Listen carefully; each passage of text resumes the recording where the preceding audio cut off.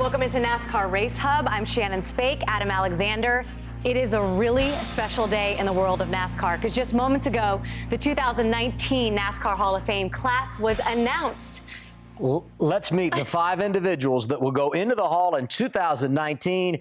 It is our daily fuel. First up, 1992 Cup champion Alan KULWICKI. He had 5 wins in his career, tragically killed in a plane crash, but meant so much to the history of NASCAR, Shannon. And, of course, Davey Allison. You see he had 19 wins.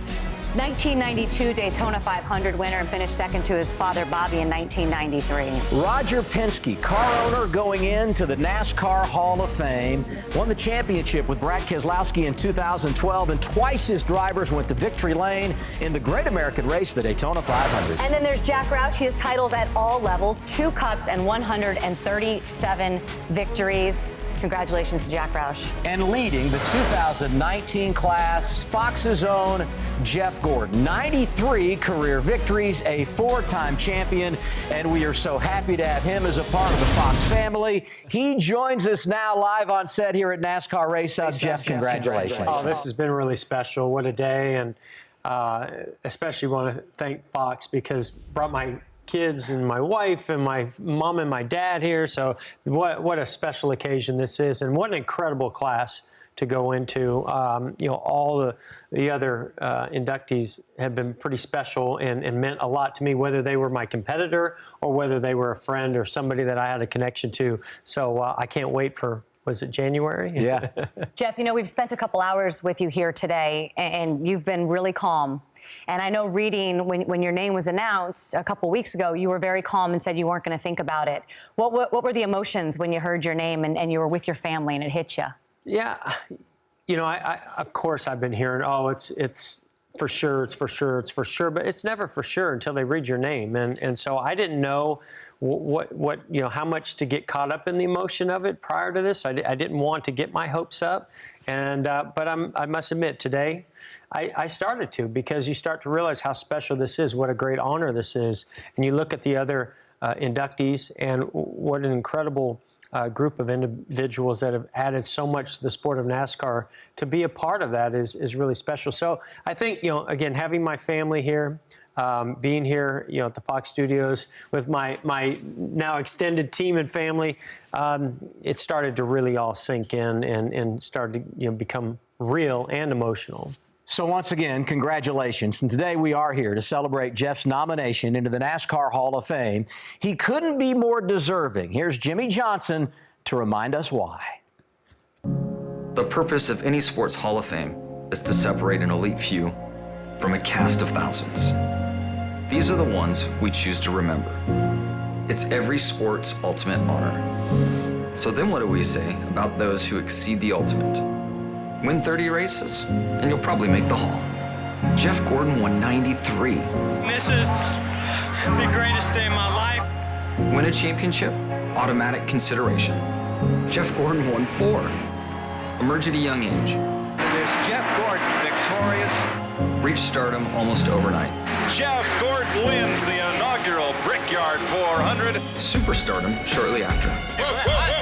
Wonderful is here. Become the face of the sport. Take it to unprecedented heights.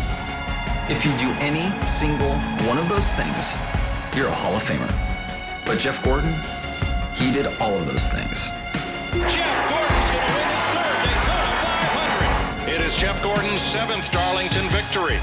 There's a certain charisma required for that, isn't there? Richard Petty had it.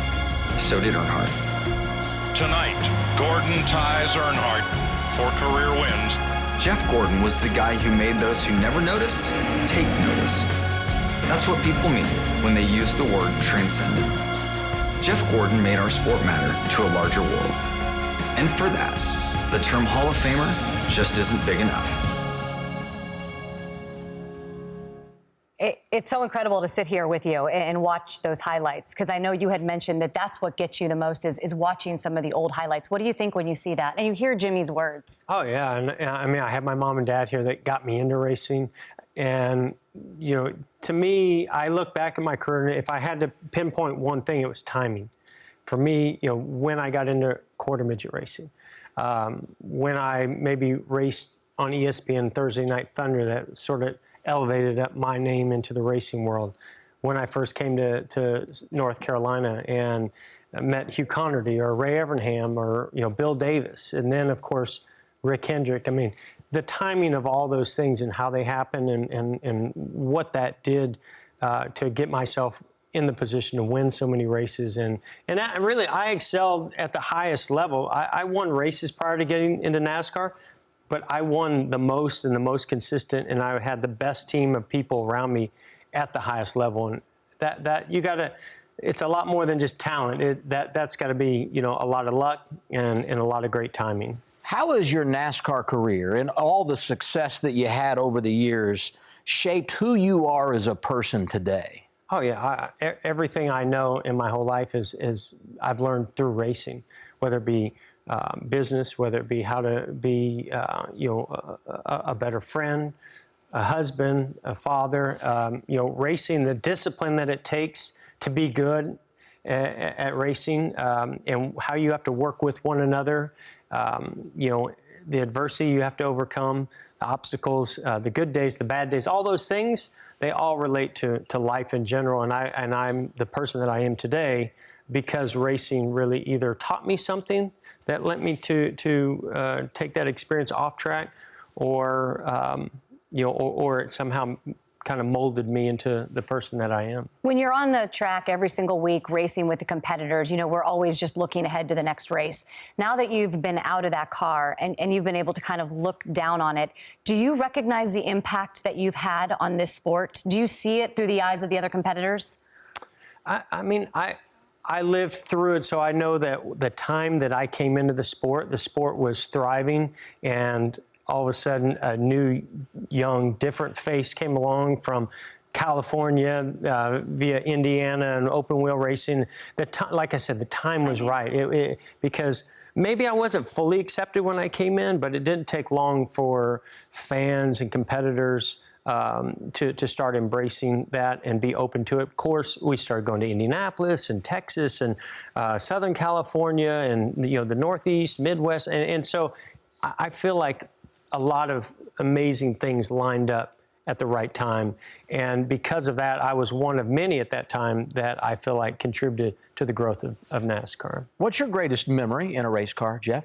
My standard answer, because I get asked this, is always the inaugural Brickyard 400. But I got to say, that final race at Martinsville, to win that race, what that meant to go to Homestead and battle for a championship in my final race. And of course, Ingrid and the kids were there. That was, nothing can top that. You said it earlier, you're not just going into the NASCAR Hall of Fame, but you're going in with an elite group of individuals. We remind everyone of who will make up the 2019 class. A couple of car owners there, and Jack Roush and Roger Penske, who you competed hard against for many years. And then Davey Allison and Alan Kulwicki, both who we lost tragically way too soon, but certainly made their own impact on the history of NASCAR. What are your thoughts on this class and going in with this group of individuals? Well, and I don't know where to start. I'll start with Alan Kulwicki. That was my first race. He won that championship when I was starting my career. And there were individuals on my team later that came from his team. Ray Evernham was working for Alan Kulwicki when we ended up basically hiring him in the Busch Grand National Series at Bill Davis. So that stands out to me. Davey Allison, I got to race with him in the Busch Grand National Series, and certainly in the Cup Series. He to me, he was a guy I really looked up to, and maybe patterned some of who I wanted to be after Davey. And of course, there are a lot of comparisons because the mustache. Jack Roush, intense battles with his teams. And Mark Martin, who is to me one of the greatest legends of all time, who I raced against, and to compete against Jack. And actually, people don't know this. At one time, there was a possibility I was maybe going to race for Jack before Rick Hendrick came along because of my Ford connection, and then of course Roger Penske. I grew up watching the Indy 500, and my all-time driver that I idolized was Rick Mears, who drove for Roger Penske. So, you know, of course, now I've met Roger Penske and got to know Roger on a whole nother level and compete against him. And, you know, I just admire him and respect him so much as a car owner and as a person. Davey Allison was one that we were talking about, just how cool, and you mentioned kind of you guys, the comparisons with Davey and how you were coming in just when he passed away. What's that like to be named in the class with him, particularly?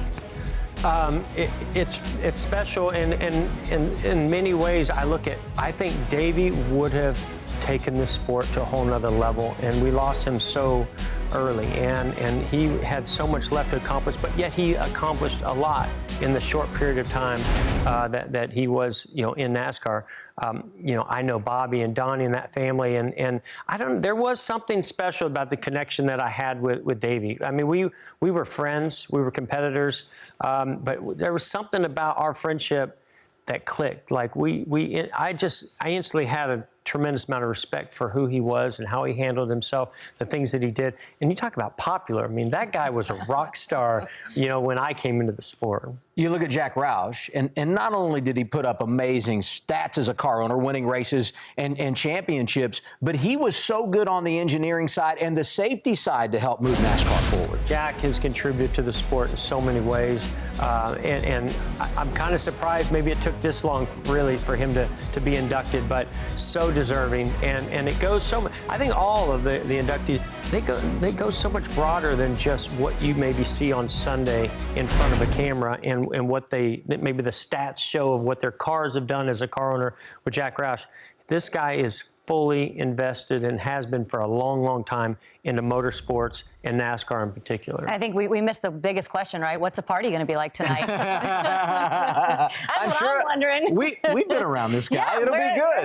Where are we going? Give me some time to plan for January, okay? That one might be pretty good. But this is definitely worthy of celebrating, and I'm excited, and I'm looking forward to the rest of the evening. For you. Thank you. When we continue on this special NASCAR Race Hub, we kind of knew this day would come. We head over to Hendrick Motorsports, just right up the Jeff Gordon Expressway, over to Papa Joe Hendrick Boulevard, and we visit with some of those at HMS that have been there for every step of Jeff's journey as he moves in to the NASCAR Hall of Fame.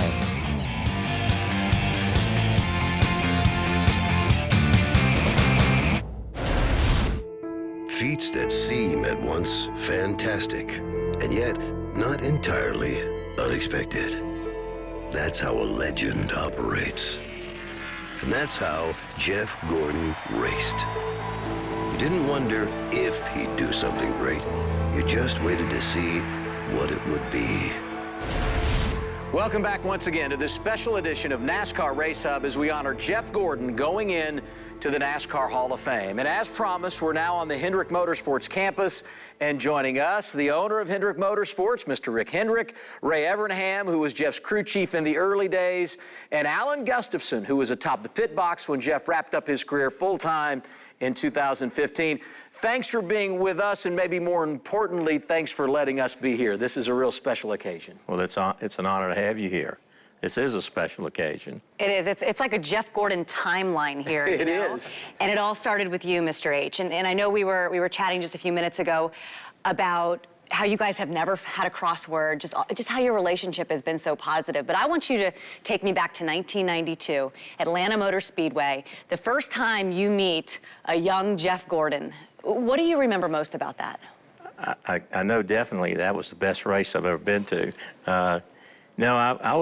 I never go in a suite, and I was going through the pedestrian tunnel, and I saw this car come by, and he was on the outside, and he went in the corner so hard, I saw smoke roll off of the car, and I thought it was an engine, and then I realized it wasn't, it was tires. And so I don't remember who was with me, and I said, stay right here a minute, we're gonna watch this guy wreck.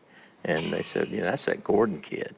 And man, it was just meant to be, I think, that I saw him that day, and it was so impressive. And I came back and just happened to walk into Jimmy Johnson's office, the guy that used to run the place, and Andy Graves was sitting in there. And I said, it's a shame that Gordon kid's got a contract with Ford. And they said, Andy said, he doesn't have a contract. And I told Jimmy, I said, let's find him quick. And boy, has it been so unbelievable for our company, the relationship. And I think Jeff Gordon revolutionized the sport. Opened the door for all these young guys that are coming in because we took a chance on him, and he just, what he's done for the sport's been unbelievable. Of course, Jeff came from Bill Davis Racing, and you did as well. Share the story of how you got connected to all this magic. When Jeff came and said, the Hendrick people are talking to me, what do you think? I was like, man, they got everything that you need. That's a dream come true if you could get over there. I didn't expect to be the crew chief because I had no experience, and I said to Mr. H and to Jimmy Johnson, I'm a good car setup guy, mechanic, and I'll set up. And they said, oh, no, you're going to be the crew chief. Jeff wants you to be the crew chief. I was like, I don't have enough experience to be a crew chief. And he said, well, that's the only job we got. Take it or leave it. You're the crew chief. And he said, hey, this guy here is going to build your motors. This guy will build your cars. Basically, here's a checkbook. We'll see you in Daytona. And I couldn't believe it. Alan, I know I worked in pit road when you worked with Jeff, and I know you've worked with Kyle and Mark and now Chase, but what's the Jeff Gordon factor like for a team? You can't describe it in words. You just can't describe his presence and what he does for the team and the sport and how big he is. And I watched all this stuff they're talking about on TV, right? So I get my opportunity to work with Jeff, and I've seen Jeff and worked around Jeff for a long time. I had worked with Kyle, I worked with Mark, and I thought I knew what it meant to be Jeff Gordon's crew chief. I did not know what that meant until I was Jeff Gordon's crew chief, because not only Jeff and what he is and what a great individual he is, but he's so iconic. Everybody knows Jeff, everybody respects Jeff, everybody wants to be around Jeff. His fan base is massive.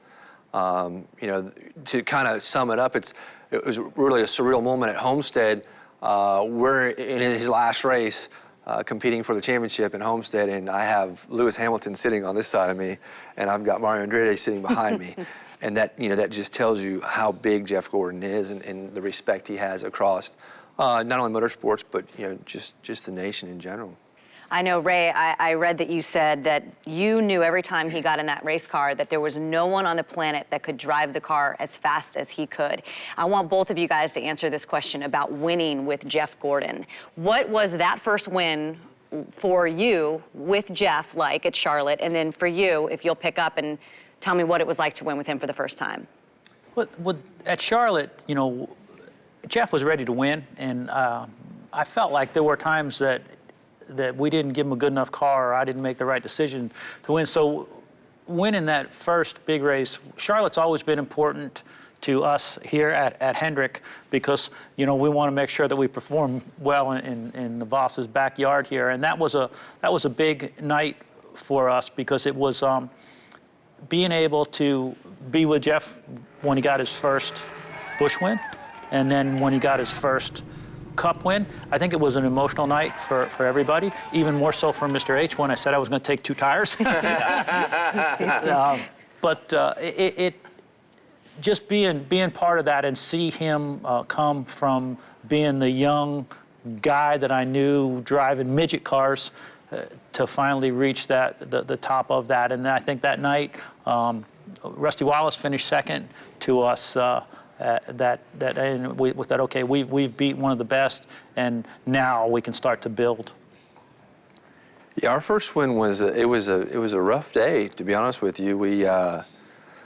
I can remember on the grid, his air conditioning system went out. So Josh Kirk, who's my car chief now, is the interior specialist, and he's ripping. He wears a neck guard, and just trying to do everything we could do to get him air.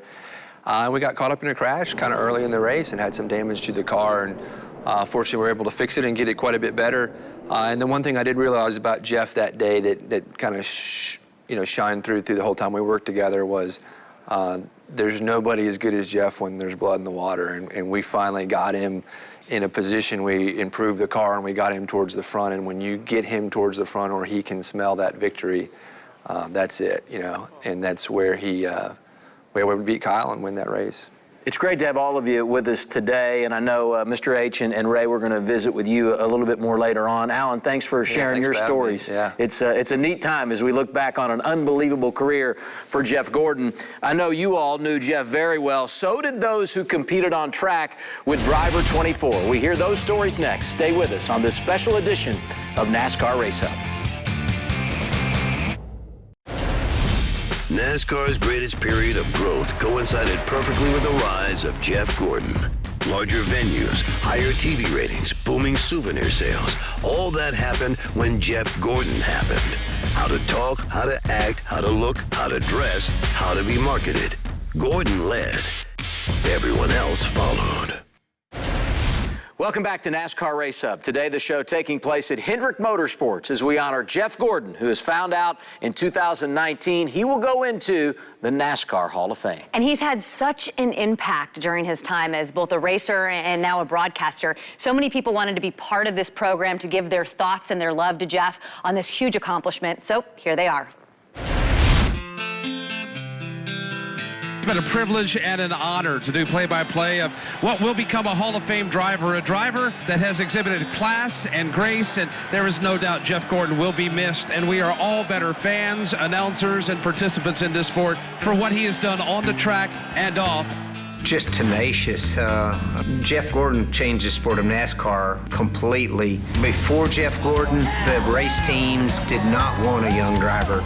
They wanted drivers in their late 30s or early 40s that had lots of experience. I think everyone in the sport started looking for the next young Jeff Gordon. Just successful. No matter what Jeff drove, and I got to see him when he raced an open wheel before he got his chance to go to NASCAR, but everything he did, he was successful at it, and there's really no better way to describe Jeff Gordon than that. In the time in which he ran in the sport, he elevated our sport to such a level by going on different talk shows and doing different things outside of just the racetrack and outside of racing that really created us to a new level. This guy could do things in a race car that I had never seen done before. I mean, there's not a lot of guys that come into the NASCAR Cup Series and can have that level of success for that many years consistently. And that's what Jeff was able to do. He was able to win races early on in his career, and he won races at the end of his career. There's not a lot of guys that can say they went out like that. If it weren't for Jeff Gordon, guys like myself, Jason Leffler, J.J. Yaley, Christopher Bell, Kyle Larson, a whole laundry list of us would never have had the opportunity to race in NASCAR. And I guess it went back to Kenny Schrader, who was the first open wheel guy, but when Jeff Gordon came on board and had the success at Hendrick Motorsports, Jeff really knocked those doors down and gave guys like myself a really solid opportunity to race in NASCAR. Talking to Mr. Hendrick when he was talking about hiring him, he said, you know, what do you think about Jeff? I said, I've raced with him before, and I think he'll do a real good job. He said, you really feel good about it? I said, oh yeah. Besides that, the ladies that hang around our haulers will be a lot younger then. First year, I mean, basically they had a rollback follow him around because he tore up a lot of stuff. He going really fast when he tore it up, but he tore up a lot of stuff. Second year they won a race, and third year he had it figured out, and then he just kept going. Here's Jeff Gordon off corner number 4, looks at the checkered flag, takes the checkered flag, and wins the Noble $5 million. It's his 10th win of 1998, his 4th consecutive in the Southern 500. When you think about Jeff Gordon, you think about somebody who's truly a legend and somebody who kind of broke the mold for NASCAR drivers. He made team owners look at young drivers. He made the sport more professional to outside entities, to corporate sponsors, to fans. And beyond that, he won a lot of races and a lot of championships. Just a lot of success in NASCAR. You know, when I think of Jeff, I think of that, but then also I think of his background of how he got started, because, you know, I pretty much followed, in a way, his same path to Cup. He came from, you know, the same background that I grew up in. You know, he won a lot of races throughout all of his years of racing. There's really not much, you know, on track that doesn't say, you know, he's one of the best. The biggest thing that I took away from Jeff Gordon's legacy, and it's still growing today, is how he's impacted the media and took us from a Southern sport to the mainstream. For me, he's been a good friend to me. He's been a good mentor. When he stepped out, I stepped in, so it was a big transition for me, and he was one of the first guys there to help me along with that. When I think of Jeff Gordon and making it to the Hall of Fame, there's no doubt that with the championships and the wins, what he did for the sport for so many years, he's an icon. You know, on track, he's amazing, fast, off track, greatest guy. I've had so many great memories, such a great opportunity to drive his race cars. I used to sit with my dad and my grandfather and watch Jeff Gordon race in Thursday Night Thunder while I was sitting in El Cajon. So I've been a Jeff Gordon fan all along, and to have the friendship, the relationship, the opportunity to drive for him, this has been a great experience. Some wonderful stories there. Those that knew Jeff best when it comes to competing on track, and the one word that comes to mind, respect. Absolutely. Respect 100%. And respect starts with R. So does another word, rainbow. You see the car back there, the Rainbow Warriors. That was the crew that did it all for Jeff Gordon. And coming up, we're going to talk to some of the key players of the Rainbow Warriors. Bet you can't name the Rainbow Warriors now. Perhaps you couldn't then either. But you knew Jeff Gordon couldn't do all he did without him. Jeff has 93 wins and 4 championships to his credit. But really, we should say to their credit, too. Welcome back to this very special edition of NASCAR Race Hub, where we are honoring Jeff Gordon's induction into the Hall of Fame. And now this is probably going to be my favorite segment, because really they were the most colorful pit crew in all of NASCAR. Literally. There has never been a team like the Rainbow Warriors. And of course, we have some key players here as well.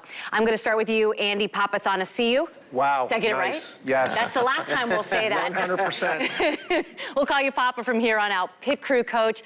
We, of course, have Ray Evernham, who was on top of that pit box, and Rick Hendrick, who was the team owner. Just the colors, I mean, it speaks for itself. Where did this foundation for the Rainbow Warriors come from? And Rick, I want you to share a story of when you came in one day over the hill and all these guys are out here working out. Is that where it began? Well, I came down the hill, and there were no buildings on this side of the road. And I see these guys in a line running through the field. And I didn't know if something had happened, what they were doing. And it was Andy working the guys out.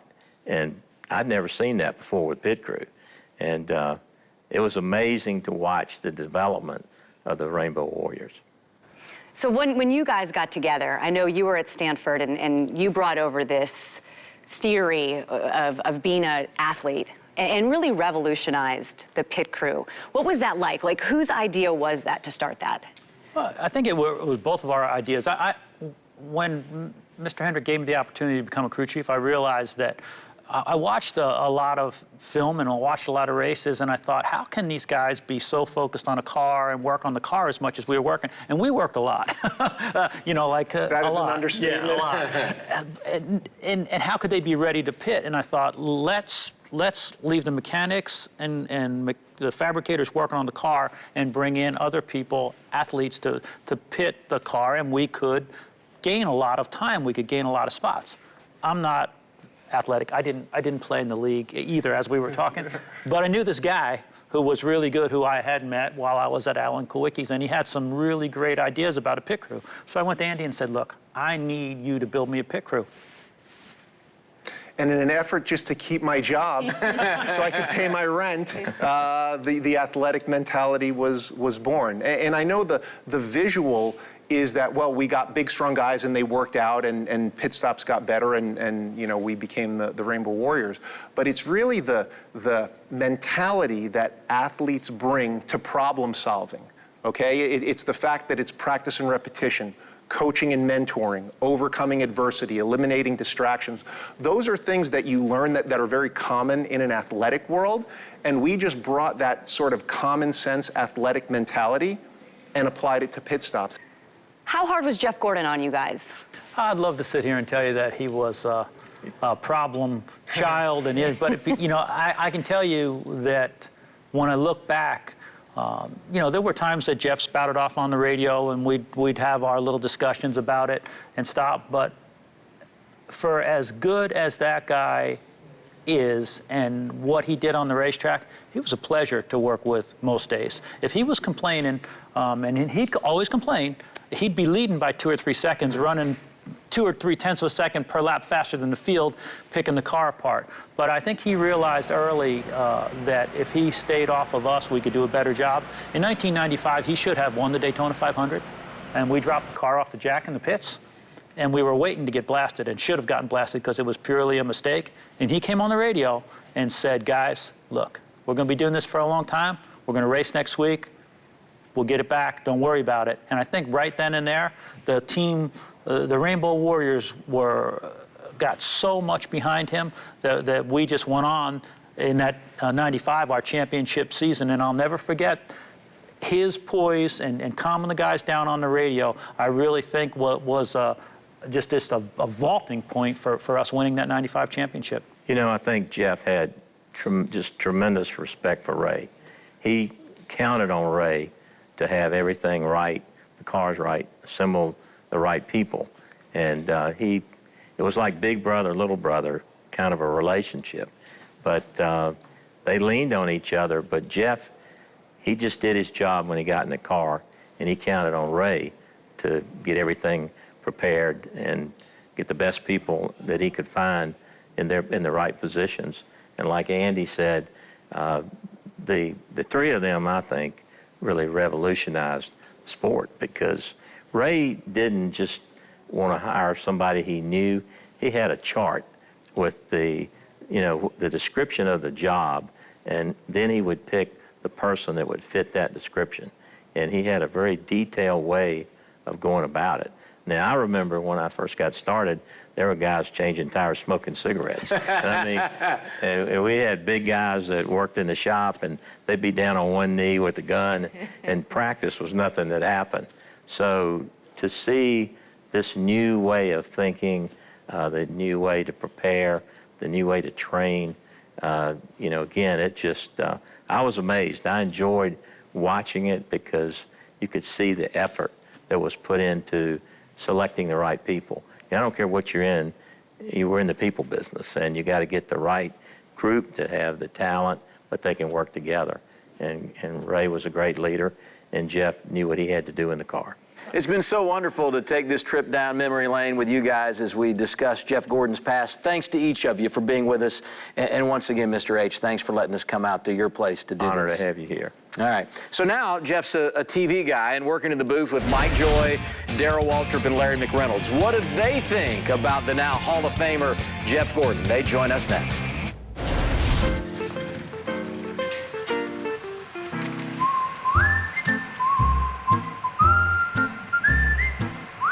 Paper.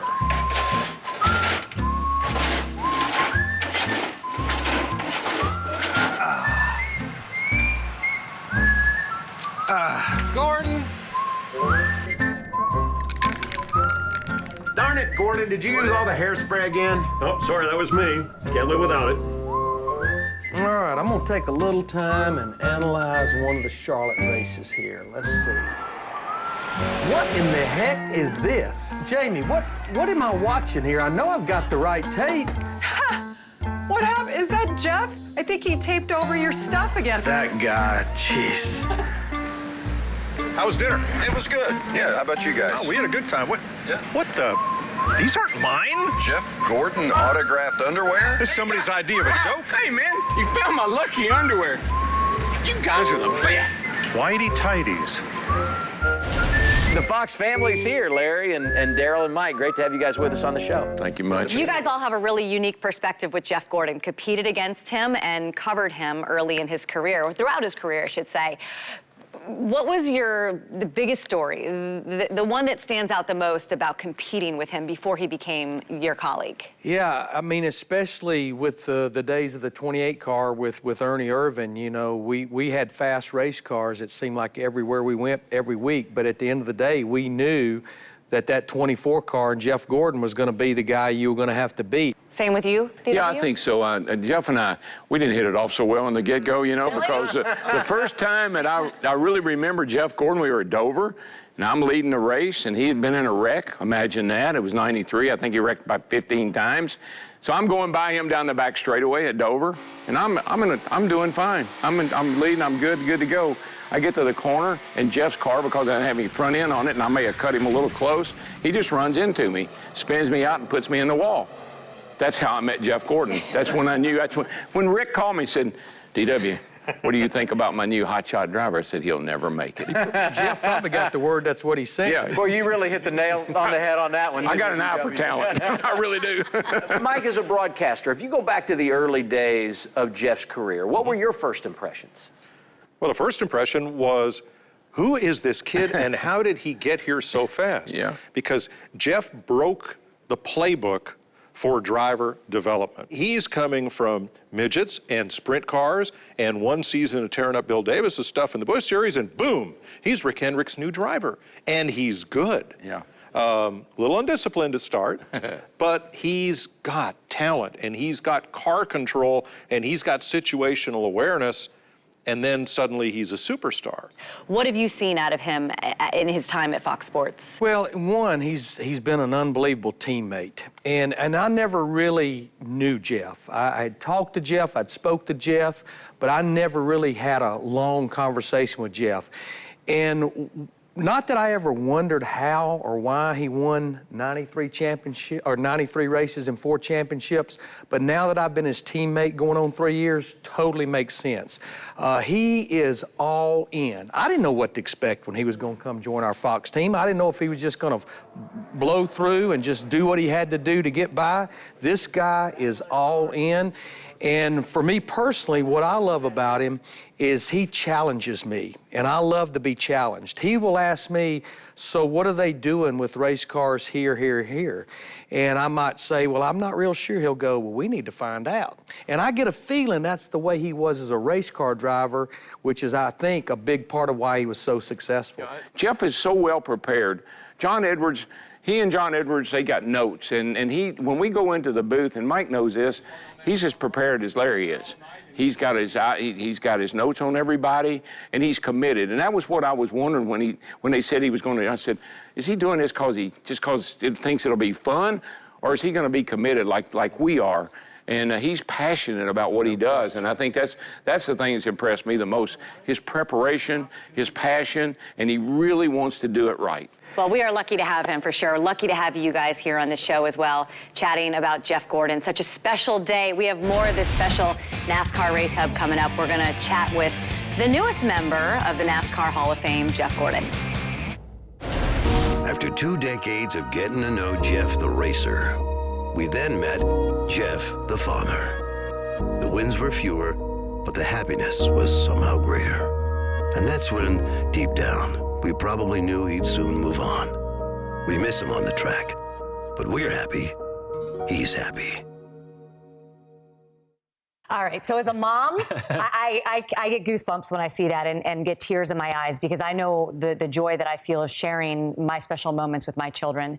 What was it like for you? What was the change in Jeff Gordon? Jeff Gordon, the race car driver, Jeff Gordon, the person, when Ella and Leo came along?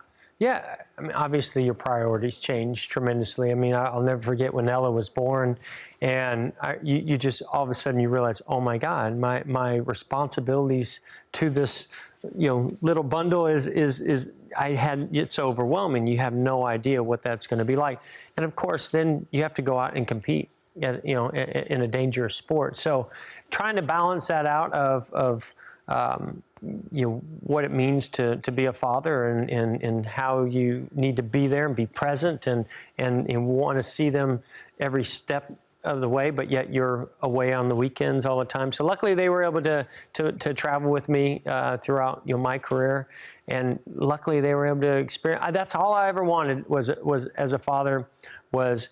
Of course, I want them to grow up and be good kids, but I want them to see a little bit of what I did. And I did have children later in life, so I kind of had to win some races before I retired if they were going to be able to see what Dad truly did. I've said when you become a parent and you reach our stage of life, typically there are no good surprises, but we've got one nice surprise left for you.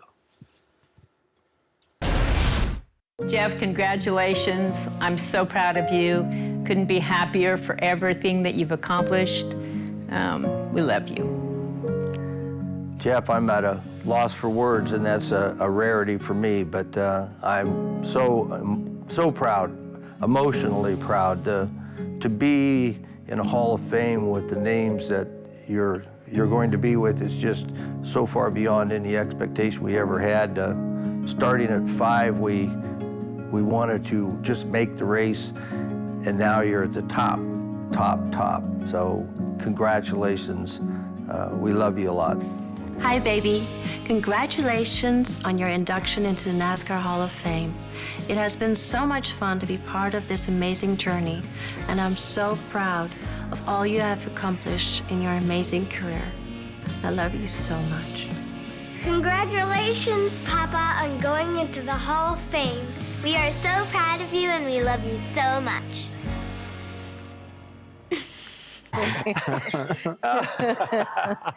Oh, that's awesome. It's kind of all come full circle, right? It certainly has. You were a kid racing with your parents, and now you're a father with the kids coming to be a part of this. And my son just recently started racing that. My stepfather, John, is bringing them into the racing world now. So it's pretty amazing. And I certainly... by the way, my dad's never at a loss of words, and he wasn't there even though he said he was going to be. But what they sacrificed, that really is what gets me emotional, is knowing what they gave up to get me here. And then, of course, your family always sacrifices when you're as busy and the schedule is what it is, what it was for my career. But today I'm happier than I've ever been working for Fox, spending more time with them, and now I'm in the Hall of Fame. Awesome. And we were behind the scenes with you when you were watching the announcement with your family. I know we do have some video of that because you were here at Fox Sports. Thankfully, you allowed us to be part of this process as well, and we appreciate that so much because we do. We consider you our family as well. We know that you are. And this is, of course, when you're finding out with all of your family. And, you just mentioned Leo and him starting his racing career. So if I had a dad sitting at my kitchen table that could give me the best advice ever when I start a career in the same business that he was in, what are some of the work ethics and some of the mottos that you hope that your son carries from your career? Well, I use the word career very loosely with him because his early career. It's really just for fun for him right now, and I don't want him to think about it any other way other than have fun. He probably, if he was going to ask me advice on anything, it's more about Star Wars and Jurassic Park and Legos. What would your advice be to Anakin Walker then? You know what? What my parents taught me, you got to work hard. It's never going to come easy. Nothing's going to get handed to you. And they taught me how to surround myself with great people, have a great team.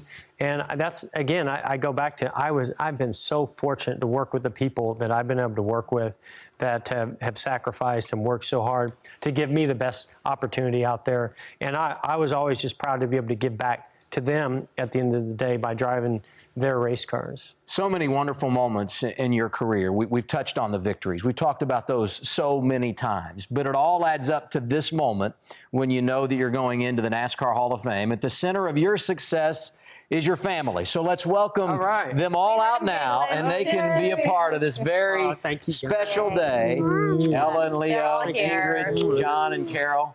It's great to have you all here with us today to celebrate this wonderful moment. So proud. You proud of Daddy, Leo? Yeah. How you feel?